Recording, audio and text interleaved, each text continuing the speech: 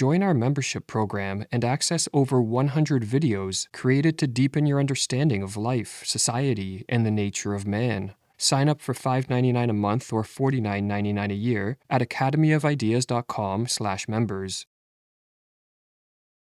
The spiritual decline of the earth is so far advanced that people are in danger of losing their last spiritual strength, the strength that makes it possible even to see the disintegration and to recognize it as such.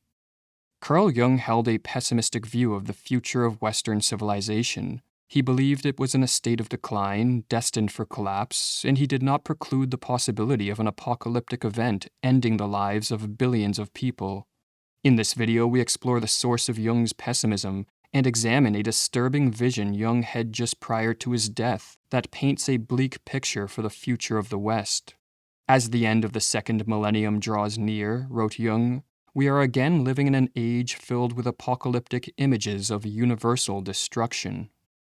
Jung lived through 2 world wars, saw the development and use of the atomic bomb, and witnessed the rise of totalitarianism in Europe and Asia. With such world-changing events going on around him, it is not surprising that he was pessimistic about the future. Jung's pessimism, however, was not only rooted in the external horrors of war, totalitarianism, and nuclear destruction, but also in his diagnosis of the psychological state of modern men and women. Through clinical work with his patients and an extensive study of the human psyche, Jung concluded that most people are psychologically sick and that many are flirting with outright madness.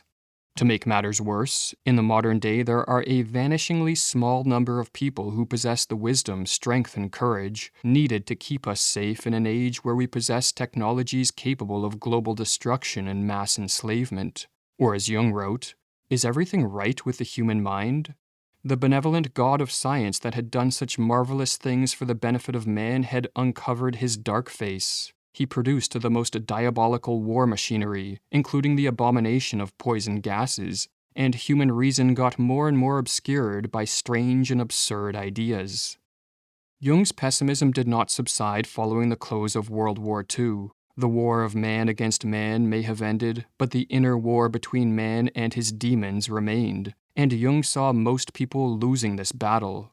In a letter written to the analytical psychologist Esther Harding in 1947, he stated, "It seems to come to a general showdown, where the question shall be settled, whether the actual existing man is conscious enough to cope with his demons or not. For the time being, it seems to be a losing fight."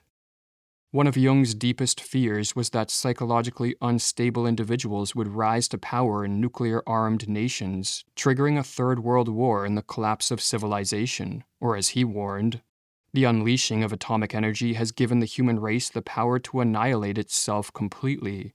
The situation is about the same as if a small boy of 6 had been given a bag of dynamite for a birthday present. How can we save the child from the dynamite which no one can take away from him? In his book Catafalque, Carl Jung and the End of Humanity, the philosopher Peter Kingsley goes as far as to suggest that Jung's pessimism led him to develop a psychology that is a preparation for the end, and not simply the end of an individual's life, but the end of civilization.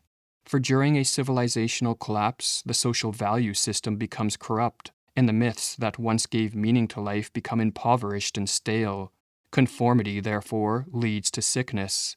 And for this reason, each person must seek their own inner salvation, and Jung's psychology is oriented toward this task. Psychology like mine prepares for an end, or even for the end, writes Jung. The question is only, what are we going to kill, ourselves or our still infantile psychology and its appalling unconsciousness? Sometimes Jung held out a cautious optimism that if enough people faced their demons and brought order and harmony to their psyches, then society could be saved. But by the end of his life, he seems to have lost hope completely. Just prior to his death, Jung had a haunting vision about the future of the West, and this was not the first of his visions. Rather, Jung's life was peppered with visions. Some of these visions helped Jung with the development of his psychological theories, such as his theory of the collective unconscious, while others were prognostic in nature. For example, in October of 1913, Jung had a vision that foresaw the outbreak of World War I. In October, while I was alone on a journey, I was suddenly seized by an overpowering vision. I saw a monstrous flood covering all the northern and low-lying lands between the North Sea and the Alps. When it came up to Switzerland, I saw that the mountains grew higher and higher to protect our country. I realized that a frightful catastrophe was in progress. I saw the mighty yellow waves, the floating rubble of civilization, and the drowned bodies of uncounted thousands. 2 weeks passed, then the vision recurred, under the same conditions, even more vividly than before, and the blood was more emphasized. An inner voice spoke, "Look at it well. It is wholly real, and it will be so. You cannot doubt it." But the vision Jung had in 1961, just prior to his death, was even more apocalyptic than his 1913 vision. And if we are to believe Socrates, visions that come to those approaching death should be taken seriously. People prophesy especially just before they die, Socrates is reported as saying. Marie-Louise von Franz, one of Jung's students and closest collaborators, discussed the content of his deathbed vision in an interview she gave 2 decades after Jung's death. I don't want to speak much about it, but he tried to convey to his family some things when he was right dying, and they didn't get the point, so he called for me, but they wouldn't let me be called. But one of his daughters took notes, and after his death she gave them to me. There is a drawing with a line going up and down, and underneath is, "The last 50 years of humanity," and some remarks of the final catastrophe being ahead, but I only have those notes. When asked what she thought about the vision, she said, "One's whole feeling revolts against this idea, but since I have those notes in a drawer, I don't allow myself to be too optimistic."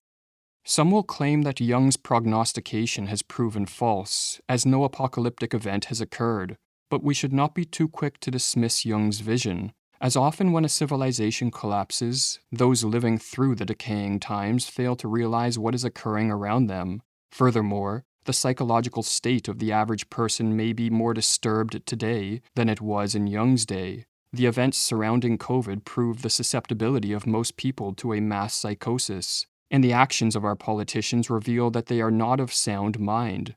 A sick population governed by sick rulers is a recipe for disaster, and so perhaps it is only a matter of time before an apocalyptic event brings about the end that Jung witnessed in his vision. Or as Peter Kingsley writes, "Just the same as those cartoon characters who race out into the void and don't notice they are right above the abyss, we go on trying to think everything is normal. For a few unreal moments we are running above empty space, although there is nothing anymore, no foundation or support to hold or take us forward. We are simply being carried by the ghost-like residue of that original movement which is nothing more, now, than the momentum of our unconscious habits. But even that will fizzle out, come to a stop until everything drops, which is when there is chaos." The great 20th century American educator Edith Hamilton wrote that, "When the world is storm-driven, and the bad that happens and the worst that threatens are so urgent as to shut out everything else from view, then we need to know all the strong fortresses of the spirit which men have built through the ages. At Academy of Ideas, we explore these strong fortresses, that is, the philosophical and psychological insights that strengthen the mind and spirit. Join our membership program to access over 100 membership videos intended to empower you and to promote freedom.